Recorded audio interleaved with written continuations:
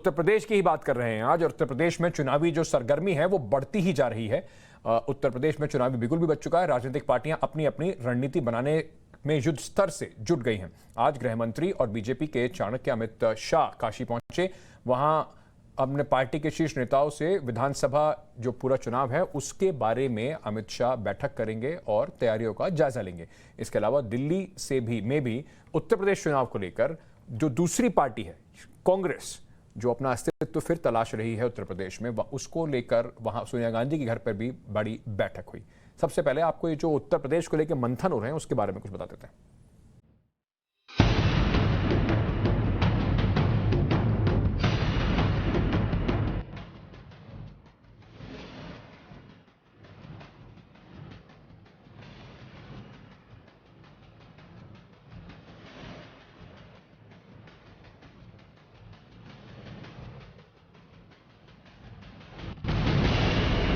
उत्तर प्रदेश विधानसभा चुनाव का बिगुल बज चुका है।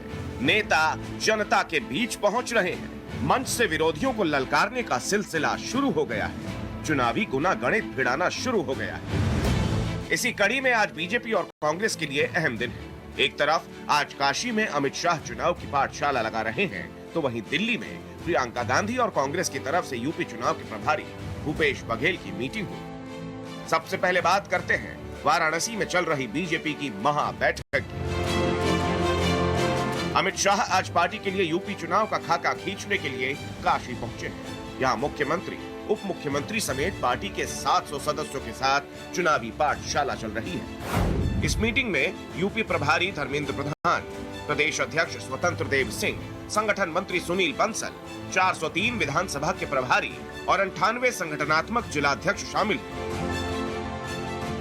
इन सभी की मौजूदगी में यह तय किया जाएगा कि उत्तर प्रदेश में आगामी चुनाव के लिए किस तरह की रणनीति बनाई जाए। साथ ही 300 प्लस से ज्यादा सीटें जीतने के लिए अमित शाह पार्टी लीडर्स को चाणक्य मंत्र भी देंगे। एक तरह से कह सकते हैं कि अमित शाह, भारतीय जनता पार्टी और जो मोदी टीम है वो बराबर चुनाव के मूड में रहती है। उसमें कभी हमें लगा नहीं कि वो कभी चुनाव नहीं लड़ते हैं।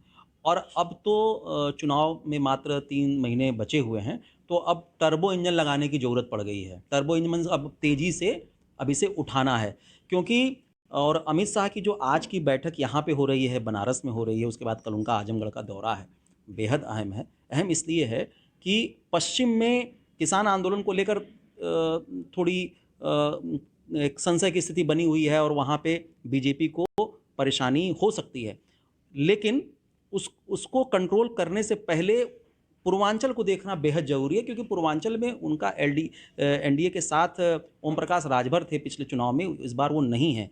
ओम प्रकाश राजभर खुद में तो 0 हैं, लेकिन ओम प्रकाश राजभर के साथ एक चीज़ प्लस ज़रूर है कि वो जिसके साथ लग जाएंगे, 1 शून्य अगर बढ़ गया तो वोटों का परसेंटेज बढ़ जाएगा। 4000 5000 पूर्वांचल में वोट काटना ओम प्रकाश राजभर के लिए बहुत मतलब बड़ी बात नहीं है।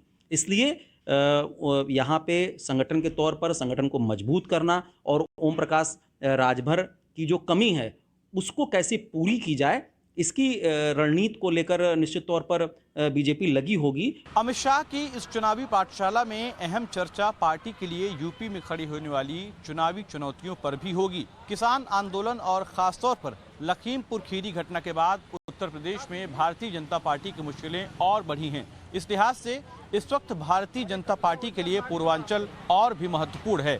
शायद इसीलिए भारतीय जनता पार्टी अब पूर्वांचल के उन सभी क्षेत्रों को मजबूत करना चाहती है जहां से वो पिछले चुनाव में भरपूर समर्थन के साथ जीत कर आई थी। पिछले चुनाव में बीजेपी के साथ ओम प्रकाश राजभर भी थे, जो अब नहीं हैं। लिहाजा पूर्वांचल में छोटी पार्टियों के गठजोड़ से पार्टी को जो आसानी हुई थी वो अब मुश्किल हो गई है। हो सकता है बीजेपी इस बड़े मंथन में उसके लिए भी एक नई रणनीति तैयार करे। कुल मिलाकर अमित शाह की क्लास में यूपी फतह का मंत्र दिया जाएगा। अमित शाह की यह रैली पार्टी का शक्ति प्रदर्शन भी है, क्योंकि काशी में शाह के आगमन से पहले ग्रैंड तैयारियां की गई थी। काशी में बैठक के बाद अमित शाह कल आजमगढ़ के दौरे पर भी जाने वाले हैं। अमित शाह का आजमगढ़ दौरा कितना अहम है, इसके मायने समझिए। आजमगढ़ समाजवादी पार्टी का दुर्ग माना जाता है। 2017 विधानसभा चुनाव में बीजेपी को आजमगढ़ की 5 में से सिर्फ 1 सीट पर ही जीत मिली थी। अमित शाह आजमगढ़ से पूर्वांचल के वोटरों पर निशाना साधने की कोशिश करेंगे। देखिए, आजमगढ़ फिलहाल मैंने कहा कि बहुत कमजोर खड़ी है भारतीय जनता पार्टी के लिए। आजमगढ़ ही क्यों, समूचा पूर्वांचल भाजपा की पेशानी पर जो बल है उसकी सबसे बड़ी कारण, सबसे बड़ी वजह वो पूर्वांचल और ख़ास तौर से आजमगढ़ है। आजमगढ़ में उस वक्त जब भाजपा ने 324 सीटें जीतकर सरकार बनाई तब मात्र 1 सीट समाजवादी पार्टी से छीनी थी भाजपा ने, वो भी जहां से भाजपा ने जीत दर्ज की थी, जो रमाकांत यादव के रसूख का इलाका है, वो फिर पुनः वापस समाजवादी पार्टी में चले गए हैं। तो आजमगढ़ जैसे ज़िले में जहां भारतीय जनता पार्टी को अपना खाता खोलने की चिंता है, वहां फोकस करना एक बड़ी रणनीति है अमित शाह की। और अमित शाह ने जिस तरीके की पॉलिटिक्स की है उत्तर प्रदेश में, वो बहुत स्पष्ट है कि जहां कमज़ोर हो, जो कमज़ोर कड़ी हो, उसको पहले दुरुस्त करो। तो आजमगढ़ इसीलिए उन्होंने चुना है। इधर बीजेपी की महाबैठक चल रही है तो वहीं दिल्ली में यूपी चुनाव को लेकर महामंथन हुआ। यहाँ भूपेश बघेल और प्रियंका गांधी के बीच काफी लंबी मुलाकात चली। छत्तीसगढ़ के मुख्यमंत्री भूपेश बघेल दिल्ली में थे और उन्होंने प्रियंका गांधी वाड्रा, जो कि उत्तर प्रदेश कांग्रेस की प्रभारी हैं, और साथ ही साथ कांग्रेस अध्यक्षा सोनिया गांधी से मुलाकात करके उत्तर प्रदेश चुनाव में कांग्रेस की रणनीति के बारे में चर्चा की। भूपेश बघेल, जिन्हें हाल ही में कांग्रेस की तरफ से उत्तर प्रदेश चुनाव का पर्यवेक्षक नियुक्त किया गया है, क्या उनके फॉर्मूले से कांग्रेस उत्तर प्रदेश में सत्ता में वापसी कर पाएगी? क्योंकि भूपेश बघेल ने खुद ये साबित किया है कि किस तरीके से सत्ता में वापसी की जाती है। छत्तीसगढ़ में उन्होंने 15 साल के कांग्रेस के सूखे को खत्म किया था। लेकिन ये बात जरूर है कि भूपेश बघेल के आने के बाद से उत्तर प्रदेश में कांग्रेस की सक्रियता न सिर्फ प्रचार में बढ़ी है बल्कि जमीन पर दिखाई भी दे रही है। लखीमपुर हिंसा से लेकर तमाम घटनाओं में महासचिव प्रियंका गांधी के साथ साथ भूपेश बघेल लगातार उत्तर प्रदेश की राजनीति पर सियासी जमीन टटोलते हुए नजर आए हैं। अब सब कुछ टिका होगा उत्तर प्रदेश के चुनाव के नतीजे पर कि कितनी रणनीति उत्तर प्रदेश के चुनाव में कांग्रेस की काम कर पाती है। कांग्रेस और बीजेपी अपनी तैयारियों में जुटी है तो वहीं अखिलेश यादव भी ताबड़तोड़ रैलियां कर रहे हैं। कल अखिलेश यादव ने मुजफ्फरनगर में रैली की, जहां भारी भीड़ उमड़ी। वहीं असदुद्दीन ओवैसी भी मुरादाबाद के दौरे पर थे। यूपी के सियासी संग्राम में सभी पार्टियों ने जान झोंक दी है। पार्टियां अपनी अपनी तैयारियों में जुटी हैं। बयानबाजी का दौर भी तेज है। जनता से वादों और दावों का दौर भी शुरू हो गया है। लेकिन सत्ता की चाबी किसके हाथ लगेगी, ये तो वक्त ही बताएगा। वाराणसी से आदर्श सिंह और आशुतोष के साथ गौरव श्रीवास्तव, दिल्ली, टाइम्स नाउ, नवभारत। तो आपने देखा किस तरीके से राजनीतिक तैयारियां जो हैं वो बिल्कुल इस वक्त तेजी से बढ़ती जा रही हैं। चरम पर पहुंचने की पूरी तैयारी है। हर पार्टी अपनी पूरी ताकत झोंक रही है और इसी बीच राजनीतिक पार्टियों की रणनीति जो है उसका एक अभिन्न अंग बन गया है किसी ना किसी तरीके से ऐसे कुछ विवादित बयान देना जो ना सिर्फ आपको थोड़ा सा मीडिया लाइमलाइट में भी ले आए, साथ ही साथ इसके पीछे कुछ तीर जो हैं, चाहे वो तुष्टीकरण के हों, एक वर्ग को साधना हो, वो काम भी पूरे तरीके से हो जाए। आप कुछ बयान सुनवाते हैं, फिर आगे इस पे बात करेंगे। भी बहुत लोग जय श्री राम का नारा लगाते हैं, वो सब मुनि नहीं, वो निश्चय सदा पढ़ेंगी राष्ट्रपिता महात्मा गांधी, जवाहरलाल नेहरू, जिन्ना एक ही संस्था में पढ़ करके बैरिस्टर बन करके आए थे। पहले प्रधानमंत्री जिन्ना को बना दिया गया होता तो भारत का बंटवारा ही नहीं होता।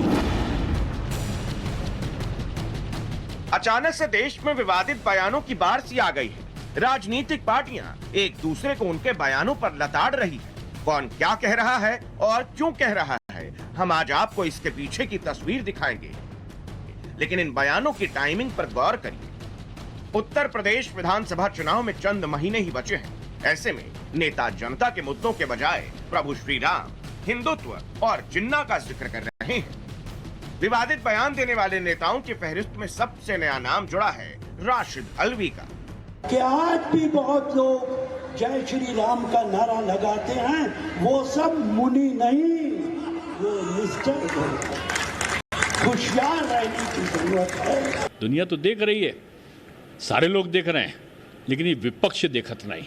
विपक्ष देख नहीं पा रहा राम की शक्ति को। चुनाव में देख चुके हैं कि राम भक्तों की शक्ति क्या है। कांग्रेस के ही एक और नेता सलमान खुर्शीद ने अपनी किताब लॉन्च की, लेकिन इस किताब में कुछ ऐसा लिखा था जो विवाद का विषय बन गया।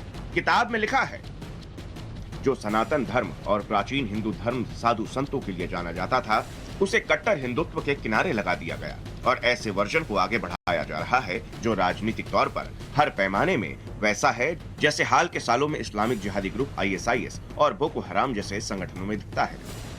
सलमान खुर्शीद की किताब में लिखी बातों पर विपक्ष तो छोड़िए, उनकी पार्टी के नेताओं को भी ऐतराज है। सलमान खुर्शीद जी को खुद अपने वक्तव्य को ठीक करना चाहिए और ऐसी तुलना समाज में विष फैलाने वालों को ताकत देती हो, ऐसी तुलना से किसी भी राजनेता को, किसी भी समझदार आदमी को बचना चाहिए। वो ऐसी पाठशाला से उनका शिक्षा हुई है जहाँ पर कि कम्युनल टिफिन में सेकुलर टमाटर का छौंका लगा करके और अपने आप को सेकुलरिज्म का सूरमा बताने की कोशिश करते रहे हैं। श्री राम और हिंदुत्व के साथ साथ जिन्ना का जिन भी बोतल से बाहर निकला। शुरुआत अखिलेश यादव ने की, उनके जुबान पर जिन्ना का नाम आया। इसके बाद अखिलेश के सहयोगी ओम प्रकाश राजभर ने भी जिन्ना राग छेड़ दिया। देश के पहले प्रधानमंत्री जिन्ना को बना दिया गया होता तो भारत का बंटवारा ही नहीं होता। अब जिन्ना का नाम सामने आने के बाद तो विरोधियों का हमला लाजमी था। बीजेपी के साथ साथ यूपी चुनाव में उलटफेर करने का दम भर रहे असदुद्दीन ओवैसी ने भी अखिलेश यादव पर हमला बोल दिया। सरदार पटेल देश को जोड़ने वाले हैं, जिन्ना देश को तोड़ने वाले हैं। दोनों समकक्ष नहीं हो सकते। सरदार पटेल राष्ट्र नायक हैं, लेकिन भाइयों बहनों, जिन्ना भारत की एकता को खंडित करने वाले हैं। जो लोग ये तुलना करने का प्रयास कर रहे हैं, हमें उनके प्रति सतर्क रहना होगा। उत्तर प्रदेश के चुनाव में जिना कहां से आ गए, ये जिन कहां से पैदा हो गया हमको नहीं मालूम। इस जिन को तो हमने भगा दिया पाकिस्तान में, को के बजाओ तुम, हम नहीं जाएंगे। ये भारत ख्वाजा अजमेरी की सरजमी है, हम यहां पर रहेंगे, हम भारत को छोड़ के नहीं जाएंगे। मगर बोले जा रहे हैं, बोले जा रहे हैं। जिना की बात अगर करके समझते हैं तो उत्तर प्रदेश के मुसलमानों का वोट मिल जाएगा। अरे उत्तर प्रदेश के मुसलमानों ने एक फैसला ले लिया है। विवादित बयानों की लिस्ट में बीजेपी के सहयोगी संजय निषाद भी है। संजय निषाद ने तो सबसे आगे बढ़कर प्रभु श्री राम को दशरथ का तथाकथित पुत्र बता दिया। इतिहास से प्रेरणा मिलती, प्रेरणा से जागृति होती, जागृति से सोच विकसित होती, सोच से संगठन बनता, उसमें शक्ति होती, सत्ता में परिवर्तन होता। उस समय सत्ता में धोखेबाजी से परिवर्तन हुआ था। आपने राम और निषाद राज का जो जन्म है वह मखौड़ा घाट पर नियोग पुत्रेष्ठ कामी जग में नियोग विधि से खीर खिलाने के बहाने हुआ। खीर खाने से तो कोई बच्चा हो नहीं जाएगा ना। तो एक तरीका था, एक सम्मानजनक तरीका था। उससे कहते हैं कि दशरथ के वो तथाकथित पुत्र हैं, असली पुत्र वो श्रृंगी ऋषि निषाद के। नहीं, ये तो मोहन भागवत को बताना पड़ेगा जो DNA एक्सपर्ट है। RSS के मोहन भागवत को बताना पड़ेगा ये बात। ये बता दें आप पूरे देश को। वो हर बार DNA की बात करते, तो हम तो कहेंगे कि श्री मोहन भागवत ही एक्सपर्ट है इस पर, वो बता सकेंगे। विवादित बयान देने के मामले में कोई पीछे नहीं है। सब के सब किसी खास वजह से नया विवाद छेड़ रहे हैं। सबको सरोकार सिर्फ एक ही चीज से है और वो है जनता के vote. Bureau report, times now, Navbharat. इस वक्त हमारे साथ क्या उत्तर प्रदेश की जो राजनीति है उसमें घुमा फिराकर बात शुरुआत काम से होती है, लेकिन उसके बाद राम जिन्ना सब कुछ ले आते हैं इसी उम्मीद में कि शायद एक मोटा वोट का चंक आपके हाथ में रह जाए। क्या इसी की राजनीति घुमा फिराकर यहां पे हो जाती है और इसके लिए हर पार्टी के हर तरह अलग अलग तरह के नेता जिम्मेदार है। तुष्टीकरण की राजनीति हो रही है क्या, या किसी या ना किसी एक वर्ग को साधने की राजनीति हो रही है? काम की राजनीति क्यों नहीं हो रही है? इसी पर बात करने के लिए इस वक्त हमारे साथ अनुराग भदौरिया साहब जुड़ रहे हैं, समाजवादी पार्टी से हैं। अनिला सिंह जी भी जुड़ रही हैं, भारतीय जनता पार्टी से हैं। आप दोनों का बहुत बहुत स्वागत लोकतंत्र के फेस ऑफ में।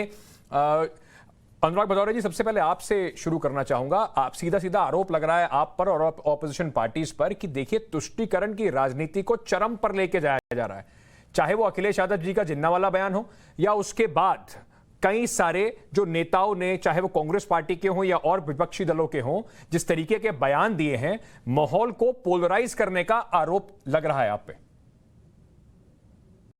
इसमें भारतीय जनता पार्टी के पास कुछ काम गिनाने को नहीं है 5 साल में। अगर 5 साल में भारतीय जनता पार्टी ने काम किया होता तो उत्तर प्रदेश के मुख्यमंत्री और भारतीय जनता पार्टी के नेता अपने काम के बारे में बात करते और जनता की क्या की महंगाई बेरोजगारी करते, यहाँ पे लगातार लोग महंगाई बेरोजगारी से आत्महत्या करते जा रहे हैं और रिपोर्ट आई है कि 60% आत्महत्याएं बढ़ गई हैं कोविड काल के बाद से, क्योंकि बेरोजगार लोग काम नहीं है तो लोगों की आत्महत्या हो रही है। बेरोजगार आत्महत्या कर रहा है, घरों में लोग आत्महत्या कर रहे हैं, जिनकी छोटी छोटी बिजनेस फेल हो गई है आत्महत्या करते चले जा रहे हैं। क्या इसके बारे में कभी सरकार बात करेगी या नहीं करेगी? और छोटे छोटे क्लिपिंग उठा के माहौल बना देना कि उसने ये बोल दिया उसने वो बोल दिया, भारतीय जनता पार्टी सिर्फ और सिर्फ प्रोपगेंडा की राजनीति कर रही है, क्योंकि जनता के असली मुद्दों से ध्यान भटकाने की बात करती है। भाई आप तो सरकार में, आपकी जिम्मेदारी बनती है कि कैसे रोक दिया गया लखीमपुर खीरी में किसान 600 किसानों की कैसे हो गई, क्या किसान के बारे में इनकी जिम्मेदारी नहीं है? किसान जो काला कानून उन्होंने बनाया, क्या किसान के बारे में इनको बात नहीं चाहिए? कोविड काल में जो लोगों की यहाँ पे मौतें हुई हैं और जिनको जानवर नौचते नजर आ रहे थे, उनके परिवार उजड़ गए हैं, परिवार आर्थिक तंगी से गुजर रहे हैं जो कोविड काल में जिनकी मौतें हुई हैं, तो क्या उनके परिवार के बारे में नहीं सोचना चाहिए? क्या जहरीली शराब पीने से जो लोगों की हजारों लोगों की मौतें हुई है, क्या उनके परिवार के बारे में नहीं सोचना चाहिए? या जो परिवार लगातार कोविड काल से लेके अब तक जो बेरोजगार हो गया है जो परिवार, उनके बारे में इन्होंने क्या सोचा? और पुलिस का तो आपने रवैया देखा कि कासगंज में किस तरह से करे, टोटी से यहाँ पे लोग फंदा लगा ले रहे हैं। तो ये किस तरह चमत्कारिक बातें उत्तर प्रदेश में हो रही है, बजाय इसके कि जनता के मूल मुद्दे जो महंगाई है, जो सरसों का तेल है 250 रुपए, उससे कोई चर्चा नहीं होगी, आलू प्याज टमाटर कोई चर्चा नहीं होगी, महंगाई कोई चर्चा नहीं होगी, डीजल पेट्रोल की कीमत बढ़ रही कोई चर्चा नहीं होगी, एक बार भी कोई चर्चा होती है? ठीक है अनुराग भाई, पहले सवाल पे ही सारा अपना एम्यूनेशन ना खर्च कर दे सर। दोबारा आपके पास आ रहा हूं, अनिला सिंह जी से एक जवाब ले लेता हूं। अनिला सिंह जी, अच्छा अनिला सिंह जी के पास आने में थोड़ा समय लगेगा, मेरे सर के ऊपर जो पट्टी चल रही है मैं अनिला सिंह बन गया हूं, जब तक अनिला सिंह जी ज्वाइन हो रही हैं। हाँ, अनिला सिंह जी हमारे साथ जुड़ गई हैं। अनिला सिंह जी, सबसे पहले आपसे पूछना चाहूंगा, आप भारतीय जनता पार्टी ने आरोप लगाया है कि तुष्टीकरण की राजनीति कर रहे हैं बाकी दल, जिस तरीके से राम का नाम लिया जा रहा है, जिस तरीके से जिन्ना का नाम लिया जा रहा है, क्या सरकार के पास भी कुछ काम गिनाने को नहीं है, क्योंकि इसी को लेकर एक बड़ा मुद्दा बनाया जा रहा है? अंकित जी, मेरा फोन पैच नहीं है, क्या स्काइप के थ्रू मैं ऑडिबल हूं? आप बिल्कुल स्पष्ट सुनाई पड़ रही हैं मुझे। बिल्कुल ठीक है। देखिए, ऐसा है, सरकार के पास एक नहीं 10 मुद्दे हैं बताने के लिए, क्योंकि निरंतर हम कार्य कर रहे हैं। और इसीलिए चाहे इंफ्रास्ट्रक्चर पे बात कर लीजिए, चाहे हेल्थ पे बात कर लीजिए, चाहे एजुकेशन पे बात कर लीजिए, विमेन सिक्योरिटी पे बात कर लीजिए, एम्प्लॉयमेंट पे बात कर लीजिए, हम लगातार उत्तर देते आए हैं और डिबेट्स में भी पार्टिसिपेट करते आए हैं। पर हमने तो नहीं कहा ना अखिलेश यादव जी को कि आइए और जिन्ना की तारीफों के पुल बांधिए। जब गुरुजी ने जिन्ना की तारीफ कर दी तो जो अभी हाल फिलहाल चेले बने। अनुराग जी आप रुक जाइए, देखिए आप अनुराग जी आपको डिस्टर्ब नहीं करा गया, तो आप वो अनुराग जी वो काउंटर क्वेश्चन है, वो अपना पहला जवाब दे रही है, उनको पहले बोलने दीजिए, फिर उसके बाद आप पूछ लीजिएगा, वो ठीक नहीं होगा। अनिला जी बताइए। जी देखिए अंकित जी, मैं यही कह रही हूँ कि भाई हम तो बिल्कुल तैयार, हम तो हर वर्टिकल पे बात करने के लिए तैयार हैं, पर ये हमको कम नहीं दिखा पा रहे हैं, तो इनकी मजबूरी होगी केवल और केवल तुष्टीकरण की राजनीति, यानी कि धर्म और जाति के आधार पर राजनीति करने के लिए। तो इन्होंने सोचा कि भी सबसे अच्छी बात क्या कर सकते हैं, तो हम जिन्ना की तारीफ कर देते हैं। गुरुजी ने जब जिन्ना की तारीफ करी तो चेले भी उतर आए, राजभर साहब जी ने भी बहुत तारीफों के पुल बांध दिए यहाँ पर। और इन सबके जो मैं कहूंगी कि धर्म पिता गुरु कांग्रेस पार्टी है, उन्होंने तो हद ही कर डाली। ठीक है, हाँ, पुस्तक का विमोचन हुआ, पुस्तक में पूरा हिंदुत्व को जो है बोको हराम और आईसिस बना दिया। जो एम फैक्टर की जो हमेशा बात होती है उसके कुछ आंकड़े लोगों के सामने यहाँ पर मैं ग्राफिक में भी लगा रहा हूँ। पर अनिला जी आपको भी बयान सेलेक्टिव दिखते हैं क्या? आपको भी बयान सेलेक्टिव दिखते हैं क्या? ऑपोजिशन पार्टीज जब बयान देती हैं उसको लेकर भारतीय जनता पार्टी पूरा हंगामा करती है। जब निषाद साहब कहते हैं और भगवान राम के बारे में इतनी बड़ी बात क्या देते हैं, उसके बाद आप लोग बाहर आके जो आपके आराध्य हैं जिसके बारे में आप इतनी बात करते हैं, तब आप एक बार भी आके नहीं कहते कि इस व्यक्ति से ना तो हमारा कोई नाता है ना हमारी पार्टी इनके साथ कुछ काम करेगी। तो सेलेक्टिव बयान आपको भी दिखाई पड़ते हैं? बिल्कुल नहीं सेलेक्टिव। देखिए मैं अधिकृत बताइए हूँ अपनी पार्टी की। बताइए ना क्या बोला था उन्होंने? भारतीय जनता पार्टी। और मैं कहती हूँ कि जो डॉक्टर निषाद ने कहा बिल्कुल गलत कहा। डॉक्टर हैं, उनको शायद साइंस के बारे में इतना ज्ञान नहीं है जो इस प्रकार की बातें कर रहे हैं। तो सीधी सी बात है, हम जो है पॉलिटिकल अलायंस एक दूसरे के साथ, हमारे ऐसा नहीं है कि हम आइडियोलॉजी को शेयर कर रहे हैं। नहीं अनिला जी मुझे समझ नहीं आया, पर मुझे समझ नहीं आया। भगवान राम के बारे में कोई विपक्षी पार्टी कुछ कह दे, जिन्ना का नाम ले ले तो आप कहती हैं तुष्टीकरण की राजनीति भी कर रहे हैं, ये लोग मुद्दों से भटका भी रहे हैं। और आप ही के सहयोगी अगर कुछ कह दे तो वो बात ठीक नहीं है, कहना नहीं चाहिए था, हल्के से उसे कह के निकल जाए। वो भगवान राम के बारे में ऐसी बात कह रहे हैं। अगर यही बात अखिलेश यादव ने या अनुराग भदौरिया ने कही होती तो इस वक्त उनके ऊपर 10,000 FIR हो गई होती। हम उनको रोक रहे हैं क्या? इनके मुंह पे टेप लगा रहे हैं? बताइए ना, इनके पास कोई जवाब नहीं है। दिक्कत है, चलिए छोड़िए, भारतीय जनता पार्टी पर कोई जवाब है नहीं। आप जवाब मांगोगे आए बाएं साहब बोलने लग जाते हैं। भारतीय जनता पार्टी को मुद्दों पे बात करनी नहीं होती है। इनके नेता सिर्फ जाति धर्म के अलावा दूसरी कोई बात करते नहीं है। इनके नेता समाज में नफरत के अलावा कोई दूसरी बात करते नहीं है। इनके नेता समाज को तोड़ने के अलावा कोई दूसरी बात करते नहीं है। इनके नेता समाज को पीछे ले जाने के अलावा कोई दूसरी बात करते नहीं है। तो आप कौन सी बात करते हैं? भारतीय जनता पार्टी से मुद्दों पे बात पूछने की जगह आप कहते हैं कि जिन्ना, आप बात करते हैं जिन्ना की, आप जिन्ना की तुलना कर देते हैं जिसने देश को तोड़ा, देश के सबसे बड़े निर्माता से आप उसकी तुलना कर देते हैं और आप फिर उम्मीद करते हैं कि राजनीति में शुचिता बनी रहे। क्यों ना मान लिया जाए कि जो 19% मुस्लिम वोट है जो पिछली बार पूरी तरीके समाजवादी पार्टी को नहीं मिला था, उसी के लेकर ये पूरी कवायद जारी है। अरे सारी बात आप बोल देंगे तो हम क्या बोलेंगे? अब सुन तो लीजिए, त्यागी हमारी बात भी सुन लीजिए। सुनाइए सर, सुनाइए। मैं कह रहा हूँ कि ये भारतीय जनता पार्टी की आदत हो गई है कि छोटे छोटे बाइट उसमें से काट लो और अपने हिसाब से एजेंडा चलाना शुरू कर दो। बोले उन्होंने देश को आजादी की बात होगी, मोटी सरदार पटेल था। देखो भारतीय जनता पार्टी को समाज के मुद्दों पे बात नहीं करनी है। ये आपको भी बहका रहे हैं त्यागी जी, आप भी इनके बहकावे में बहक रहे हो। बीजेपी मीडिया को बहका रही है। ये सर हमें तो ये सब बहकाने में लगे। सर हमें तो सभी बहका रहे हैं। वो कहते हैं हम आपके कहने पे बहक रहे हैं, आप कह रहे हैं उनके कहने पे बहक रहे हैं। लेकिन एक बात बताइए, थोड़ा अनुराग जी बोलने दीजिए, मुझे नहीं बोलने देंगे। सर आपने इतना सारा तो बोला सर, आपने ये भी कह दिया कि हम बहक गए। तो मैं बहकते हुए आपसे एक सवाल पूछ लेता हूं, उसमें जोड़ लीजिएगा, क्योंकि आप एक ही बात कह रहे हैं, मेरे सवाल का जवाब नहीं दे रहे, उसमें जोड़ लीजिएगा। मैं सिर्फ बहकते हुए आपसे सवाल पूछ लेता हूं कि अनुराग जी कहीं ना कहीं थोड़ी चिंता है, कांग्रेस पार्टी भी ऐसे आके आपसे भी बड़े बड़े बयान दे रही है, निशाचर भी कह रही है, कहीं चिंता है जो 19% का खेल है मुसलमान वोट का वो कहीं बट ना जाए?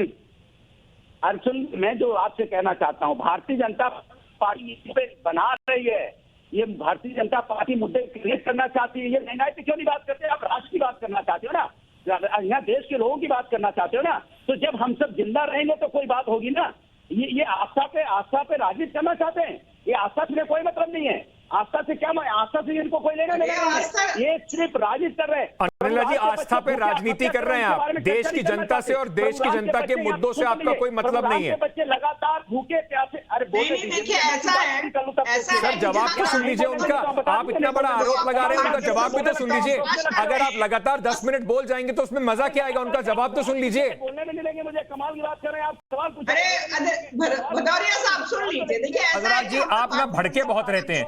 आपने एक बात बोली कि आस्था की राजनीति करते हैं और देश के मुद्दों की बात नहीं करते। अनिला जी का जवाब सुन लीजिए, फिर आप जवाब दीजिएगा उसके आगे। निकलते हैं तो जहां आस्था है तो बिल्कुल आस्था के साथ खड़े हुए हैं। और आपने देख लिया, आपके सामने उदाहरण अयोध्या है, आपके सामने उदाहरण वाराणसी है, आपके सामने रामायण सर्किट का उदाहरण है, महाभारत आप यहाँ पे जनता की बात नहीं करना चाहती हैं, मुद्दों पर बात नहीं करना चाहती, महंगाई बेरोजगारी पर चर्चा नहीं करना चाहती, महिलाओं पर अत्याचार पर चर्चा नहीं करना चाहती, लखीमपुर में किसान को रोक दिया गया उसके बारे में नहीं बोलना चाहती, काश्मीर में हत्या हो गई, थाने में उसके बारे में चर्चा नहीं करना चाहती, आगरा में इसी तरह हत्या हुई थी उसके बारे में चर्चा नहीं करना चाहती, गोरखपुर में यहाँ पुलिस वाले। अगर आप दोनों ऐसे ही एक दूसरे पे बोलेंगे तो आप दोनों की बातें कैसे समझ पाएंगे? एक एक करके सर, एक एक करके मैं काम करता हूं, आप दोनों एक सेकंड शांत हो जाइए। अरे आप दोनों एक सेकंड शांत हो जाइए।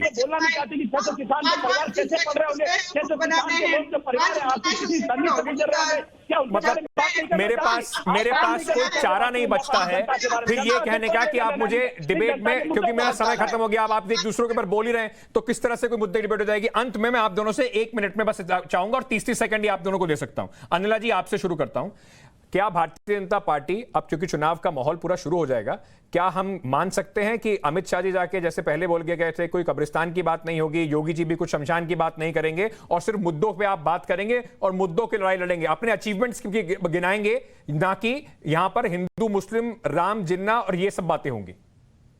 देखिए, अगर ये जिन्ना की बात करेंगे तो हमें इनको उत्तर देना पड़ेगा, और अगर ये कब्रिस्तान की बात करेंगे और शमशान की बात करेंगे तब भी हमको इनको उत्तर देना पड़ेगा। ये पहल ना करें, ये ना करें जिन्ना की बात, ये कब्रिस्तान शमशान की बात ना करें। अगर ये करेंगे, छेड़ेंगे, तो फिर उत्तर बिल्कुल देंगे। ठीक है अनुराग जी, क्या उम्मीद कर सकते हैं कि आपका कोई नेता इस तरीके की बातें नहीं करेगा? अगर आपका मुद्दा देश का मुद्दा है, उत्तर प्रदेश के लोगों का मुद्दा है, तो आप सरकार को सिर्फ मुद्दों पे घेरेंगे, ना कि इस तरीके के इजी कैचेस दे देंगे उनको निकलने के लिए जिन्ना बोलकर। देखिए, हम लगातार इस बात को कह रहे हैं, महंगाई, बेरोजगारी, उत्तर प्रदेश देश में बेनता है जिसमें भारतीय जनता पार्टी धूम दबा के भागना चाहती है। भारतीय जनता पार्टी यहाँ पे जनता के मुद्दों पे बात नहीं करना चाहती है। भारतीय जनता पार्टी किसानों के मुद्दों पे बात नहीं करना चाहती, महिलाओं के मुद्दों पे बात नहीं करना चाहती, युवाओं के मुद्दों पे बात नहीं करना चाहती, महंगाई बेरोजगारों से कुछ दबा के भाग जाती है। ये हिंदुस्तान के लिए चिंता की बात है। उत्तर प्रदेश की जनता 2022 चिंता की बात सबके लिए होनी चाहिए। अगर राजनीति में कोई भी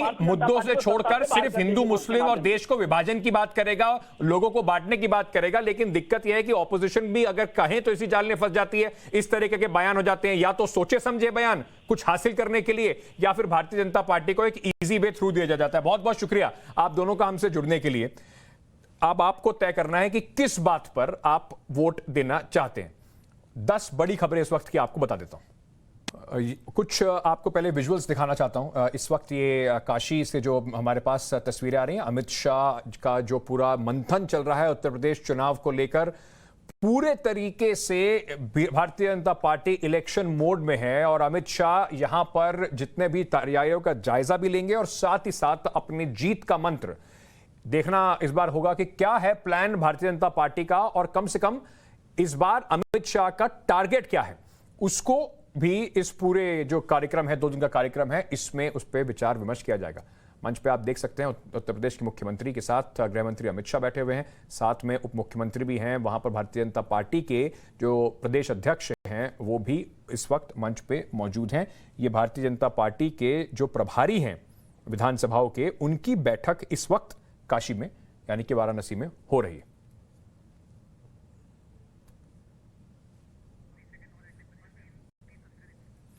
आपको कुछ और तस्वीरें भी दिखाएंगे। ये आप देख सकते हैं धर्मेंद्र प्रधान भी वहां पे बैठे हुए हैं, अनुराग ठाकुर केंद्रीय मंत्री। कुल मिलाकर भारतीय जनता पार्टी की जो पूरी स्ट्रेंथ है, उपस्थिति जो है पूरी ताकत से वहां पर ये लगी हुई है। ये टीम है जिसके जिम्मे वहां की सरकार के साथ साथ जो केंद्र से टीम गई है, अमित शाह है वहां पर, धर्मेंद्र प्रधान है, साथ ही साथ आप देख रहे थे अनुराग ठाकुर को भी। सब मिलके भारतीय जनता पार्टी के क्या होगी आगे की रणनीति, उस पर विचार विमर्श होगा। ये 3 तस्वीरें आपको दिखा रहे हैं। जब काशी पहुंचे थे तो वहां पे मदन मोहन मालवीय जी के जो उनकी मूर्ति है उस पर जाके माल्यार्पण किया, और अब अपने कार्यकर्ताओं के साथ जो प्रभारी हैं वहां पे विधानसभाओं के, उनसे उनकी बैठक चल रही है। उत्तर प्रदेश पे ही आज पूरा फोकस रखूंगा। तो एक और ऐसी खबर है जो इस वक्त उत्तर प्रदेश में कई लोगों को बहुत कुछ सोचने पे मजबूर कर रही है और कानून व्यवस्था पर फिर से सवाल उठा रही है। तुलसीदास की जन्मस्थली कल्याण सिंह की कर्मभूमि कासगंज में हिरासत में अल्ताफ नाम के एक युवक की मौत हो गई। पुलिस कह रही है कि यह खुदकुशी है, लेकिन इस मामले में कई सवाल लगातार उठ रहे हैं।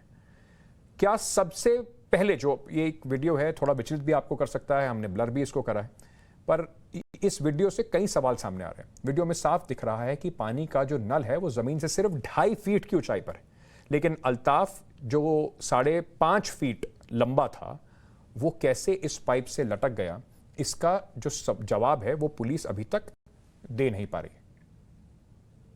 कासगंज के बारे में वहाँ के एडीजी जोन साहब ने स्वयं बाइट किया है, अपने वर्षन को ट्वीट किया है। वहाँ जो दुर्घटना हुई थी उस संबंध में दोषी व्यक्तियों के विरुद्ध कार्रवाई की जा रही है और उसका जो व्यक्ति मृतक है उसका पोस्टमार्टम एक पैनल के द्वारा कराया गया है, उसकी मजिस्ट्रियल जांच कराई जा रही है।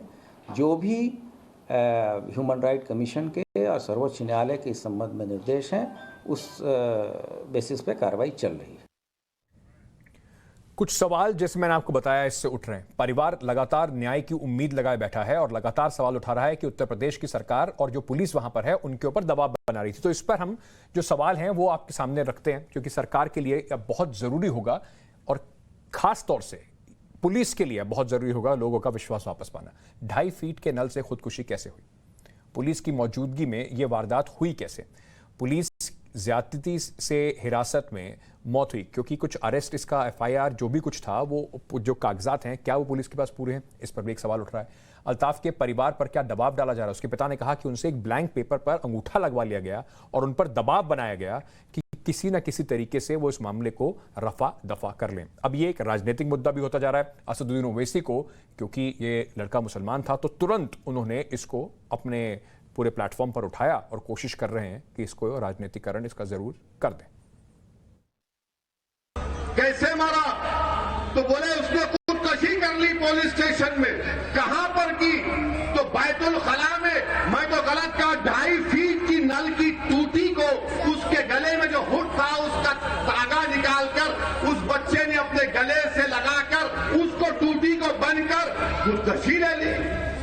वाह कासगंज की पुलिस, तुमको तो बहुत बड़ा इनाम मिलना चाहिए कि 2.5 फीट की टूटी पर पानी की कोई गले का वो धागा निकालकर अपने गले से बांधकर टूटी को लगाता है, तब भी तो उसके पैर जमीन को ही लग रहे हैं। तो इस पे एक अपडेट भी आपको दे देते हैं। नेशनल कमीशन फॉर माइनॉरिटीज जो है उसने कासगंज पुलिस से मांग करी है इस पूरे मामले की जांच की और ये भी कहा है कि आप इस पे एक रिपोर्ट बना के भेजें। 5 पुलिस वाले इस मामले में अभी तक सस्पेंड भी हुए हैं, लेकिन सवाल कई अभी भी बने हुए हैं। उत्तर प्रदेश से बाहर निकल के दिल्ली ले आता हूं, क्योंकि दिल्ली में जो सांसों का संकट है वो लगातार जारी है। बात करते हैं दिल्ली के प्रदूषण की। ये जो तस्वीर आप देख रहे हैं, इस तस्वीर में हम सब रह रहे हैं। अगर आप दिल्ली से बाहर हैं तो आपको देखना होगा कि दिल्ली के लोग, देश की राजधानी के लोग किस माहौल में रह रहे हैं। दिल्ली में प्रदूषण कम होने का नाम नहीं ले रहा। दिल्ली वाले जहरीली हवा में सांस लेने पर मजबूर हैं। जो क्वालिटी ऑफ एयर है, यानी कि एयर क्वालिटी इंडेक्स जो है, AQI जिसको बोलते हैं, लगातार खतरनाक स्तर पर बना हुआ है। इसको अगर मैं आपको किसी थोड़े आसान तरीके से समझाऊं, आप ये मान लीजिए कि इस वक्त दिल्ली के अंदर जब भी आप सांस ले रहे हैं तो हर सांस में आप 40 सिगरेट जितना धुआं अपने फेफड़ों में आप भर रहे हैं।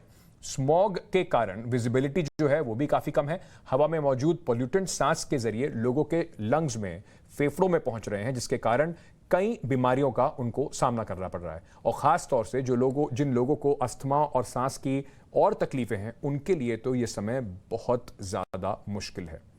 इस गैस चेंबर में हालात क्या हैं, देखिए।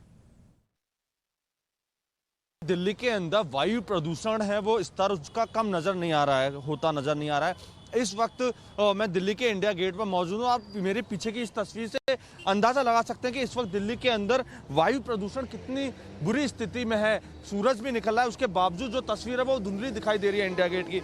मैं इस वक्त दिल्ली के अंदर वायु प्रदूषण गुणवत्ता की बात करूँ तो 500 से पार पहुँच चुका है। मैं अपने कैमरामैन से कहूँगा जरा जूम करके दिखाएं। देखिए इस वक्त इंडिया गेट की नजर इस वक्त स्थिति है वायु प्रदूषण जो गुणवत्ता, यानी कि दिल्ली के अंदर AQI लेवल जो है वो 500 से पार है और जो कि स्वास्थ्य के लिए काफ़ी ज़्यादा हानिकारक है। और मैं ये भी बताना चाहूँगा कि जो PM10 होता है वो 100 से नीचे होना चाहिए और PM2.5 60 से नीचे होना चाहिए। लेकिन उसमें देखिए इस वक्त जो PM10 है वो 516 है और जो PM2.5 है वो 349, 350 से करीब है, जो कि स्वास्थ्य के लिए काफ़ी ज़्यादा हानिकारक है और सांस लेने में बुजुर्ग जिस अस्थमा है उनके लिए काफ़ी ज़्यादा दिक्कतें हो रही हैं। हालांकि इसको रोकने के लिए केंद्रीय प्रदूषण नियंत्रण बोर्ड और दिल्ली सरकार ने कोशिश की, निर्देश जारी किए। जगह जगह पर पानी का छिड़काव किया जा रहा है। दिल्ली सरकार द्वारा स्मोक वैन, स्मोक गन का इंतजाम किया, जो दिल्ली में जगह जगह जाकर पानी का छिड़काव करनी है और रोकने की कोशिश करनी है। लेकिन हर बार की तरह इस बार भी सरकार की कोशिशें नाकाम नजर आ रही हैं। सरकार की कोशिशें सिर्फ मुझे और आपको झूठे वादे करने में शायद निकल जाती हैं। कई सालों से सुन रहे हैं कि दिल्ली की हवा जो है उसको स्वच्छ करा जाएगा, उसको बेहतर किया जाएगा। एक विजुअल आपके सामने रखना चाहता हूं, समय क्योंकि मेरे पास अब खत्म ही हो रहा है। तो ये जो व्यक्ति हैं, भाई साहब जो हैं, सोनीपत की ये घटना है। वहां पे भारतीय जनता पार्टी का एक समारोह था जिसमें किसानों को सम्मानित किया जा रहा था। ये खुद किसान हैं, ये वहां पर पहुंचे और इन्होंने वहां जाकर जो इनको सम्मान मिल रहा था उसको लेने से मना कर दिया, ये कहते हुए कि भारतीय जनता पार्टी के हाथों से जो भी इस तरीके का सम्मान लेगा, जब किसान वहां पर धरने पे बैठे हुए हैं, तो ये किसानों के साथ गद्दारी है। साइड इफेक्ट जो है वो शायद भारतीय जनता पार्टी को अभी भी दिखाई नहीं पड़ रहा है कि कितना गहरा हो गया है। ऐसा सर जी, मैं देखो सर जी, मील का सत्र है, हमारे मेहमान आए हैं, बड़ा अच्छा है। मैं धन्यवाद करता हूँ एमडी साहब से, फेडरेशन एमडी से। भाई इनाम सरकार की तरफ से मेरे को दिया जाए, हम किसान हैं। एमडी साहब से इनाम दो, फेडरेशन एमडी एसडीएम साहब। देखो जी, हमारे किसान मर रहे हैं ना, आप दे दीजिए। तो आपने देखा किस तरीके से जो किसानों का लगातार आंदोलन चल रहा है, उसका नुकसान जो है भारतीय जनता पार्टी को उठाना पड़ रहा है, और इसका खामियाजा आगे उत्तर प्रदेश चुनाव पर भी होगा या नहीं, ये एक बड़ा सवाल है। लोकतंत्र में आज इतना ही। आपसे फिर मुलाकात होगी सोमवार को। तब तक अपना ध्यान रखिए और देखते रहिए टाइम्स नाउ नवभारत।